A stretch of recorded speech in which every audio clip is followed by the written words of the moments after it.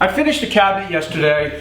First thing I did was apply that piece of molding to the tabletop. Then I sanded the cabinet. I just wanted to give it a good sanding, make sure I removed any pencil marks or sharp edges. And once the whole cabinet was sanded, then I applied the finish. And I'm using this Minwax polyacrylic finish. And whenever you use a water-based finish, you have to work really fast. So I applied the finish using a 4-inch flock roller.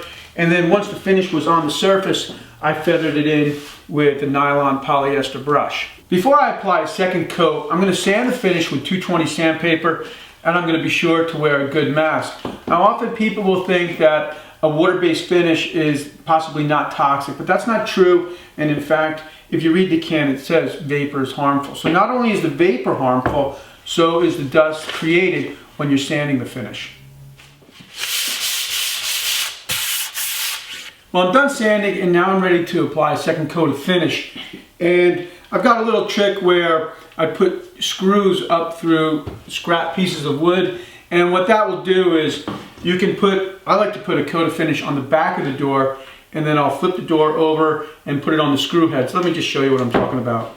So I've got a scrap piece of wood with 2 screws, and the screws are about 8 inches apart. And what that allows me to do is get a coat of finish on the back of the door, and I like to finish the back of the door first, and then I can rest the door on those screws, and that will allow me to get a coat of finish on the front of the door, and now the door is completely finished on both sides.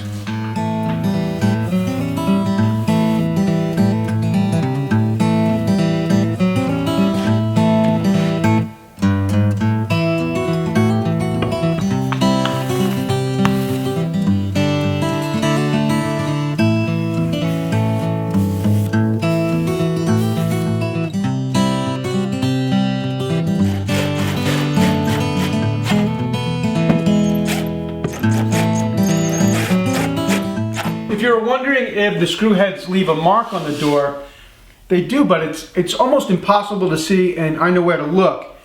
And I'll bring the camera over, but I'm sure you won't see it.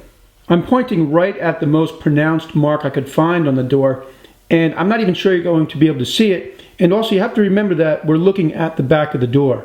It's a good idea to number the doors when you remove the doors from the cabinet, and then when you reassemble the cabinet, it cuts out any guesswork.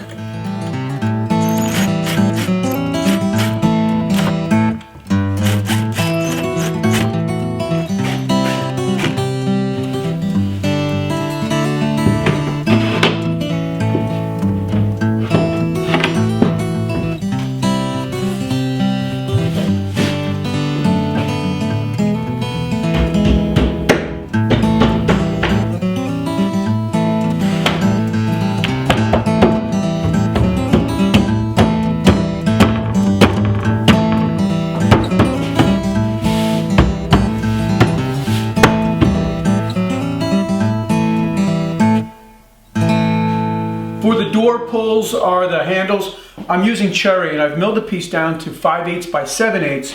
And now I'm going to cut a slight angle, just about, let's say, maybe 10 degrees. And I'll change the angle of the blade on my table saw and make that cut.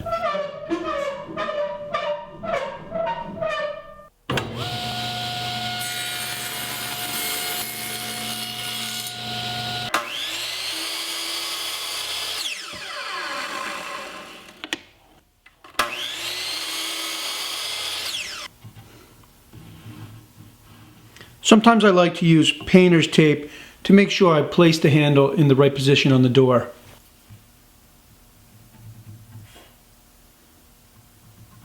And it's a good idea to hold a piece of scrap wood on the back of the door to prevent any tear out as you drill for the door handles.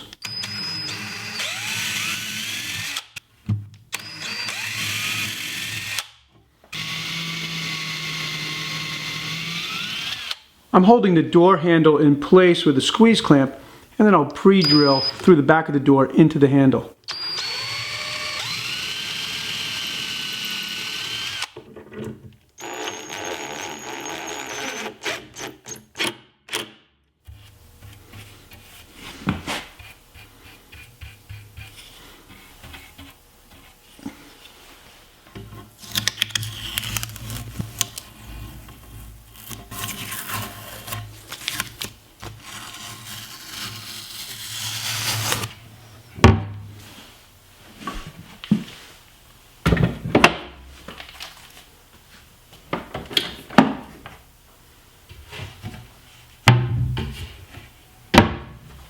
Well, for the most part, I generally wouldn't finish the handles while they're on the doors, but since this cabinet's just for my workshop, I gave myself a pass. Now, as far as the finish goes, I liked it. It dried fast, and that's what I was looking for. As far as how it will hold up, well, we'll see with this tabletop here. So 6 months, a year out, we'll see if it's a good, strong finish. Now, if I was finishing my kitchen, I would probably put a little bit more research into the finish. You can see if you look around the shop, there's a lot of work left to do until I get the shop the way I'd like it to be. So I hope you'll continue to tune in, and I'll see you next time.